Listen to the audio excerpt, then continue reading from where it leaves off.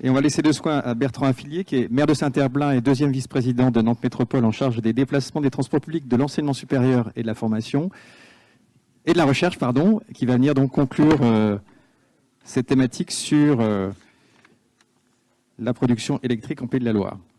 Bien, bonsoir à toutes et à tous. Merci d'abord de l'invitation. Alors, je ne sais pas si je vais conclure, parce que je pense qu'il y a beaucoup de choses à avancer et à voir dans le temps. Mais c'est vrai que c'est intéressant quand on a la double casquette enseignement supérieur, recherche et transport, et que forcément on s'intéresse aux questions énergétiques, de pouvoir assister à la fois des exposés et puis un débat donc, qui va sans doute se continuer, j'imagine, après, comme celui-ci. Donc moi, quand on m'a invité, je me suis dit comment je vais commencer. Je vais commencer en fait tout simplement avec un petit portrait énergétique de Nantes Métropole. Donc, Nantes Métropole, 600 000 habitants. En fait, on a, vous le voyez, une consommation énergétique donc, qui sont fournis par les services qui travaillent pour mon excellente collègue Julie Laernos, qui suit les questions de plan climat et de transition énergétique, et donc qui est aussi avec qui je travaille assez souvent. 13 TWh par an, toute énergie confondue. Alors je me suis amusé à regarder ce que représentait l'électricité. Ça doit être, vous le voyez, l'électricité c'est 28,3%, donc on doit être à un quart à peu près de la consommation, ça doit faire autour de 3,7 je pense, un térawattheure par an. Et le reste, eh bien, c'est essentiellement des produits pétroliers, là, donc on est bien sur tout type d'usage confondu. Quand je dis produits pétroliers, c'est essentiellement essence et gasoil. Et vous voyez que ce sont les transports routiers qui se taillent la part du lion avec presque un tiers. Le résidentiel et puis un quart. Les activités économiques tertiaires et industrielles regroupées, l'agriculture assez peu sur notre territoire, bien entendu. On est un peu plus de 40%. Et puis les transports non routiers, donc les transports notamment ferroviaires et en particulier le tramway, 2% seulement. Donc l'électricité là-dessus, c'est une petite partie, à peu près autant que le gaz naturel, mais vous allez aussi comprendre pourquoi dans l'explication que je vais vous donner après. Et si vous regardez notre taux de couverture, qui est essentiellement assuré par des énergies renouvelables ou de récupération, on est à peu près, je crois, un peu plus de 5%. Donc ça veut dire que par rapport aux chiffres qui nous ont été donnés pour l'Ouest, en gros, eh bien, on est quand même nettement en dessous. On est nettement plus consommateur que producteur. Mais vous allez voir que les choses vont pouvoir peut-être changer, puisque si on prend, vous avez la déclinaison dans le petit graphique qui est à droite, la production d'énergie renouvelable 2015, c'est donc 0,7 TWh. Et en 2020, l'objectif 2020, c'est d'être à peu près à 8,6, 8,7, ce qui représente une augmentation d'un peu plus de 20%. Et vous allez voir que je pense qu'on ira assez vite, donc tout de suite après dans la troisième décennie de ce siècle, on sera très vite au-delà pour des programmes dont je vais vous parler en définitive. Nous avons deux axes forts de développement, les réseaux de chaleur, donc ceux qui parmi vous habitent sur la métropole nantaise ou s'y rendent souvent, on peut remarquer qu'il y avait souvent des tranchées. Voilà, eh bien, les tranchées dans le sol, c'est assez largement et assez souvent les réseaux de chaleur que l'on étend à travers les faubourgs de Nantes essentiellement et puis en périphérie. Alors là, il y a un grand chantier qui emmène vers l'ouest, c'est un feeder d'alimentation d'eau potable. Mais avant, il y a eu quand même un réseau de chaleur aussi ou d'extension de réseau de chaleur et il y en aura d'autres après. Alors, dans les transports collectifs dont je m'occupe plus particulièrement. Depuis 1997, Nantes Métropole a fait le choix du gaz naturel de ville pour GNVR maintenant, pour assurer la motorisation de ces bus. Alors évidemment, nous avons encore des bus qui fonctionnent aujourd'hui au diesel, mais un des choix qui a été fait, c'est de renforcer, et on a tellement renforcé d'ailleurs que depuis quelques temps, tous les mois, on reçoit à peu près 10 bus nouveaux fabriqués en France pour renforcer la flotte, et ce qui fait qu'à la fin de la livraison, on aura dans la flotte propre de la Sémitane quasiment plus aucun bus au gasoil, ce qui est un net progrès. Donc ici, vous voyez les performances que vous connaissez peut-être par rapport aux véhicules diesel, je ne vais pas y revenir. Nous avons des dépôts dont un au moins qui alimente aussi, qui a permis d'ouvrir une station GNV pour les usagers, notamment des flottes d'entreprises, mais aussi de particuliers. Et c'est vrai que c'est l'énergie dominante aujourd'hui, mais ça ne sera sans doute pas l'énergie dominante demain, puisque en fait, l'essentiel des déplacements dans le transport en commun se fait en véhicule électrique, notamment sur le tramway que nous avons réintroduit à Nantes en 1985, avec ses 44 km de réseau, 300 000 voyages par jour, c'est 53% des déplacements des transports en commun. Donc une majorité des déplacements en transport en commun sont bien assurés avec un tramway électrique, bien entendu. Nous achetons une électricité verte. Alors, j'en vois qui commence à sourire. En fait, nous achetons des certificats d'électricité verte. Voilà. Alors certains nous disent c'est pour vous donner bonne conscience, pas simplement, mais on sait qu'en achetant ces certificats, on permet aussi le financement d'un certain nombre d'opérations qui précisément consistent à produire de l'électricité renouvelable. Et c'est ça qui, je pense, nous intéresse. On l'a bien vu que c'était un enjeu majeur. Donc nous avons fait le choix du busway électrique. Aujourd'hui, nous avons un busway qui fonctionne au GNV et qui est un busway, donc en fait c'est un bus en site propre, avec un bus articulé. Demain, donc dans à peine maintenant 1 an et demi, nous aurons un busway qui fera 24 mètres, donc double articulation, et avec une alimentation électrique. Et donc ça, je ne peux pas vous en dire beaucoup plus pour l'instant, parce que, comme on vous l'a dit pudiquement, l'analyse des solutions techniques est en cours. En clair, comprenez que la commission d'appel d'offres va avoir lieu dans 1 mois ou 2, et qu'on aura sans doute, d'ici quelques temps, une bonne nouvelle à annoncer à un, et puis de mauvaises nouvelles à annoncer à d'autres en tout cas. Mais vous voyez qu'ici, ce qui est important, c'est que c'est une première mondiale. C'est-à-dire que nulle part dans le monde ne roulent des bus de 24 mètres entièrement électriques.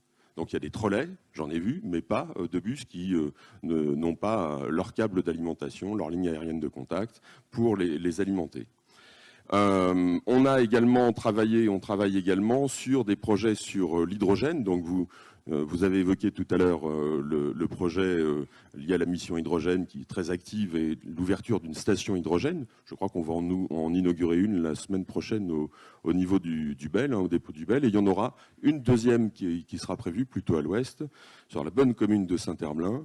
Et au printemps, au mois de juin, nous inaugurerons le Navibus hydrogène. Donc normalement, ça s'écrit avec un Y, puisque du coup, Navibus avec le HY de hydrogène.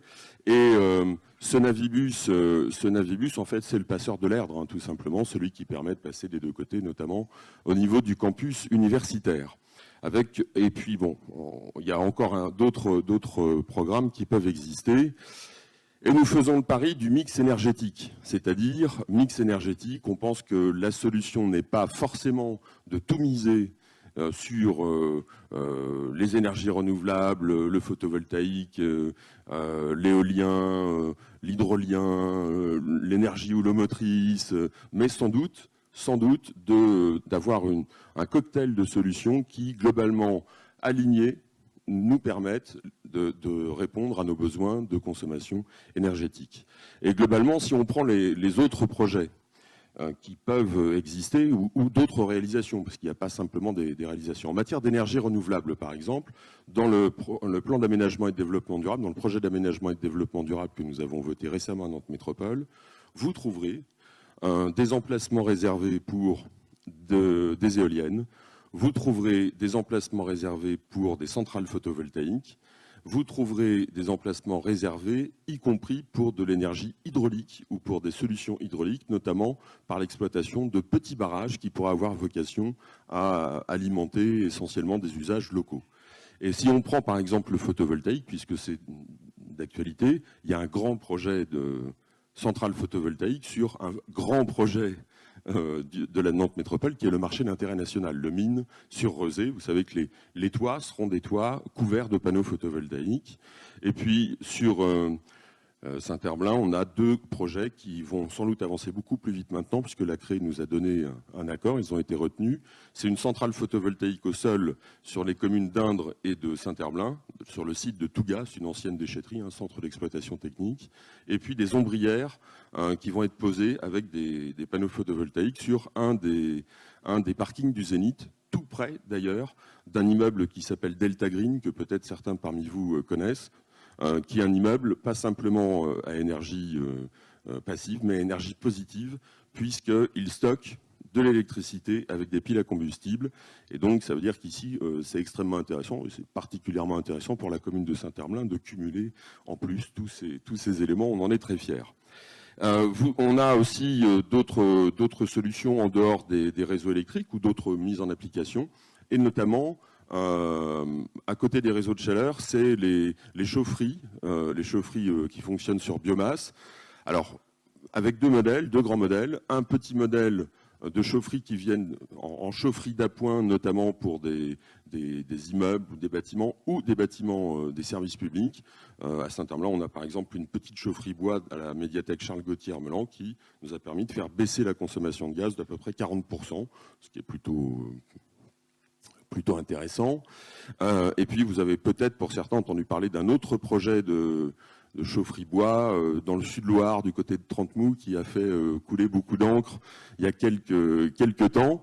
Mais il n'empêche qu'on voit bien, et c'est extrêmement important, que c'est aussi une ressource qui existe localement. Et par exemple la chaufferie de la médiathèque de Saint-Herblain, elle utilise le bois de coupe des jardiniers municipaux. C'est-à-dire qu'en termes de bilan carbone, on récupère tout le bois coupé, on fait on l'explose en petits morceaux, des copeaux, et ensuite ce sont les copeaux qui sont utilisés. Et donc ça veut dire que, en fait, on ne va pas chercher loin la matière première, on l'a sur place, et en plus c'est fourni par les services municipaux eux-mêmes. Donc c'est plutôt intéressant pour nous ce type d'arrangement. Et je pense qu'on pourrait sans doute le renouveler de façon assez importante et dans d'autres cas. Nous avons également un certain nombre d'autres réflexions qui vont bien sûr découler en partie peut-être de ces éléments qui sont liés au grand débat sur la transition énergétique. Je pense que vous avez vu tous alors je sais pas comment, voilà, ça doit être ça, non. Le petit rectangle violet avec les célèbres affiches. Je crois qu'effectivement, il a été repris aussi par IESF.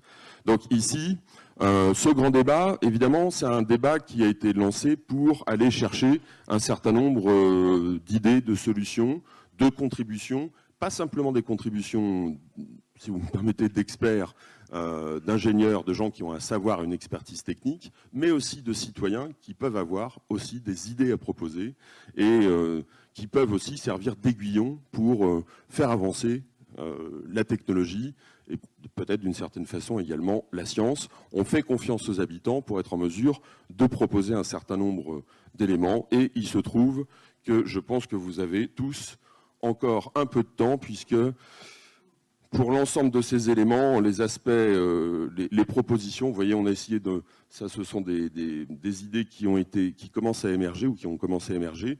À chaque fois, on raisonne sur les oppositions. On peut en chercher une, par exemple, le divorce énergie-territoire. Il s'agit de réconcilier l'énergie consommée et le territoire. On peut continuer partout, État, surtout l'État, pas forcément. Ça peut être des marchés, ça peut être des collectivités, avec l'exemple allemand notamment, mais ça peut aussi être des producteurs citoyens qui produisent pour leur propre compte et qui revendent ensuite l'énergie, l'électricité dont ils n'ont pas besoin au moment où ils n'en ont pas besoin, ou qui la stockent pour la revendre après. Et donc vous le voyez ici, ce débat évidemment va ouvrir pour nous de longues et passionnantes séances de travail derrière. Donc je vous invite tous, il vous reste jusqu'à demain soir 18h pour éventuellement contribuer sur le site, mais surtout je vous invite à au-delà des débats qui nous ont animés aujourd'hui, de vous y intéresser, de regarder les conclusions, parce que les conclusions, on s'y est aussi engagé, c'est la volonté de la présidente Johanna Roland, les conclusions nous engagent et on sera donc en obligation d'indiquer si oui on fait et sinon pourquoi on ne fait pas. Et donc on l'a fait par exemple pour le grand débat qui a eu lieu sur la Loire, et peut-être certains parmi vous ont suivi, on le fera de la même façon pour le débat sur la transition énergétique.